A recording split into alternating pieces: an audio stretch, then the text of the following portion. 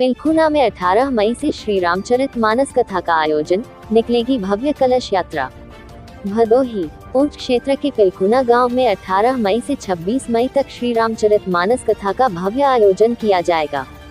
कथा वाचन के लिए मिथिला से पधारे कथावाचक विश्व मोहन ठाकुर रामायणी श्रद्धालुओं को कथा का रसपान कराएंगे। कथा प्रारंभ होने से पूर्व भव्य कलश यात्रा भी निकाली जाएगी। कथावाचक विश्व मोहन ठाकुर रामायणी ने कहा कि श्रीमद् भागवत कथा लोगों को मरने की कला सिखाती है, जबकि श्री रामचरितमानस लोगों को जीने की कला सिखाती है। उन्होंने कहा कि आज कुछ कथावाचकों ने धर्म को धंधा बना दिया है, जो पूरी तरह अनुचित है। ये परंपरा कथा में प्रदूषण के समान है। उन्होंने कहा कि कथा श्रवण से जीव की व्यथा मिट जाती है, लेकिन आज की कथाओं से लोगों की व्यथा और बढ़ती जा रही है। कथा कहना और सुनना सरल है, लेकिन उसे जीवन में उतारना बेहद कठिन कार्य है। उन्होंने रामायण प्रसंग का उल्लेख करते हुए कहा कि लोग कैकेयी को भले ही दोष देते हों, लेकिन कैकेयी ने ही राम को वनवास भेजने का वरदान मानकर राम को राम बनाया। महाराज ने पुरुषोत्तम मास का भी विस्तार से वर्णन करते हुए कहा कि इस माह में किया गया पुण्य अनंत गुना फलदायी होता है। उन्होंने चिंता जताते हुए कहा कि कुछ कथावाचकों की वजह से सनातन संस्कृति बदनाम हो रही है। इस दौरान उन्होंने महिलाओं के कथा व्यास बनने को लेकर भी अपनी राय व्यक्त की। कार्यक्रम में लाल बिहारी तिवारी, राकेश तिवारी, तारकेश्वर नाथ शुक्ला, ब्रजेश तिवारी, भरत मिश्रा, अनिल तिवारी समेत बड़ी संख्या में श्रद्धालु उपस्थित रहे। मिशन इंडिया टीवी के लिए आशीष राय की खास रिपोर्ट। और मैं 40 वर्षों से भगवान श्री राम की मंगलमय कथा का गुणगान कर रहा हूँ। और मैं प्रोफेशनल नहीं, मैं इसका व्यापार नहीं करता। और ठाकुर जी की कृपा से ये जितनी भी कथाएं हो रही है, ये लोक हितकारी, लोक मंगलकारी ये कथा है। जैसा गुरुजी 40 वर्षों से आप श्री रामचरितमानस कथा कह रहे हैं, तो इसमें आपने पाया क्या? इस रामचरितमानस की कथा से मैंने बहुत जीवन की जीने की कला प्राप्त की जी। बहुत कुछ सीखा, बहुत कुछ पाया, बहुत ज्ञान का वर्धन मैंने किया।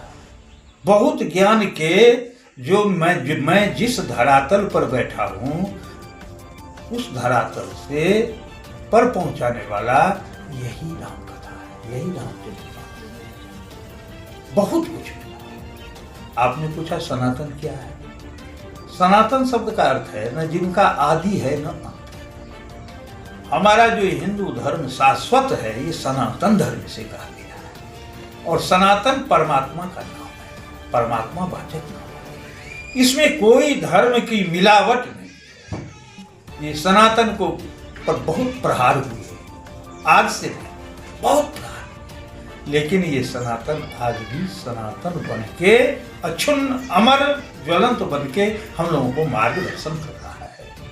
ये सनातन स्वयं परमात्मा का बांध में विग्रह है। सनातन स्वयं अच्छा कहना चाहेंगे उस पर? सर बात है, रामचरितमानस में कैकेयी का चरित्र इतना वंदनीय और महान है, इसकी वर्णन करने की सामर्थ्य तो तुलसीदास जी की लेखनी में भी नहीं था।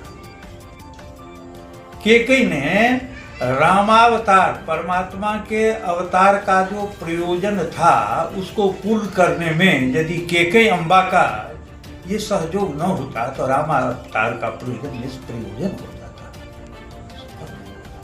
और जो कुछ हुआ, कैकेयी ने जो कुर्बानी सही, विधप्पन स्वीकार किया अपने पति का। नारी के लिए कितना बड़ा ये शोक है। बेटा भरत ने मां का त्याग कर दिया। समाज में कुल कनकनी डाकनी की उपाधि, सारी लोग गाड़ी सकल कैकेयी देही, रामचरितमानस में गोस्वामी जी लिख रहे हैं। कैकेयी का नाम इतना बदनाम हो गया जो कोई अपने औलाद को, अपना बेटी को, बहू को कैकेयी नाम नहीं रखता है। ये किसके लिए? राम की पसंद है।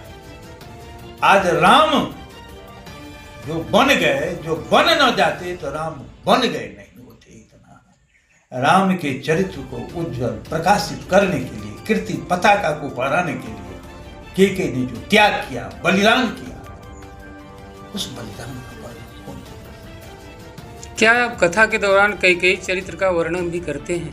खूब करते हैं। ये मेरा सर्वस्व है के चरित्र। और एक बात याद रखना, के ने महाराज दशरथ से 2 वरदान मांगे। पहला वरदान था सुनहु प्राण पति भावत जी का, देहु एक वर भरत ही टीका।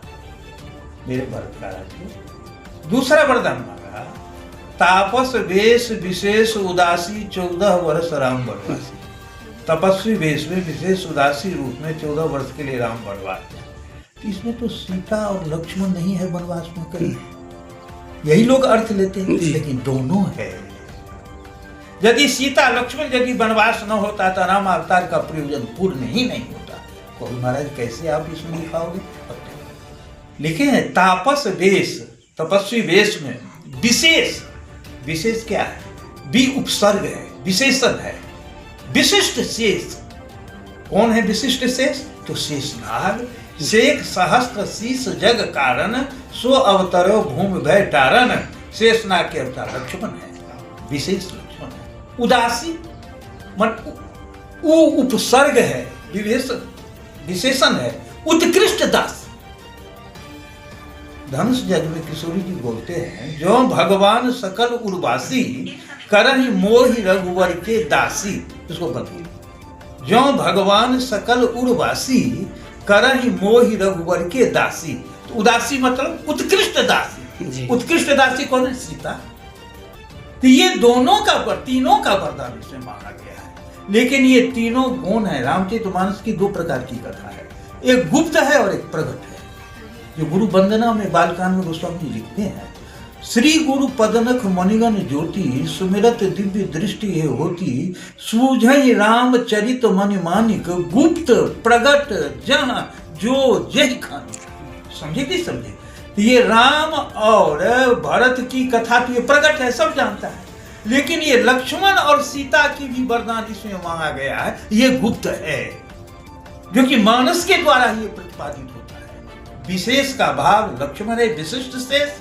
उदासी का भाव उत्कृष्ट दासी सीता है। यदि सीता राम न जाते तो राम अवतार का प्रयोजन ही पूर्ण नहीं होता। आने वाले समय में लोगों को क्या दिशा निर्देश देना चाहेंगे आप सनातन के माध्यम से? आने वाले समय के लिए जो समय अभी चल रहा है, पहले वर्तमान सोचो, भविष्य तो बात की बात है। वर्तमान यदि मेरे रामचरित्र का अनुकरण करे तो राम राज्य क्या उससे भी बृहद राज्य बन सकता है। जैसा देखा जाए महाराज जी की जितने भी कथावाचक हैं, तरह तरह की बातें लोगों को बताते हैं, सिर्फ गद्दी तक वो बातें सीमित रह जाती थी। वो स्वयं में ही नहीं उतार रहे हैं, कथा के माध्यम से लोगों को बता जरूर दे रहे हैं, लेकिन वो चरित्रण उनके पास में भी नहीं है। तो इस पे क्या कहना चाहेंगे? रामायण कितने हैं? रामायण 100 कोटि अपारा, 100 करोड़ रामायण है। उसमें भी गोस्वामी जी बाद में लगाए अपारा, 100 करोड़ ही सीमित नहीं है। लेकिन ये जो तुलसी कृत जो रामचरितमानस है, ये रामायण नहीं है, इसका नाम रामायण नहीं है। लेकिन हम लोग बोलचाल में इसे कहते हैं रामायण की कथा हो रही है, रामायण का इसका नाम है रामचरितमानस। यही नाम है। राम और मानस के बीच में क्या है? चरित्र है। ये चरित्र प्रधान ग्रंथ है। चरित्र को अनुकरण करने से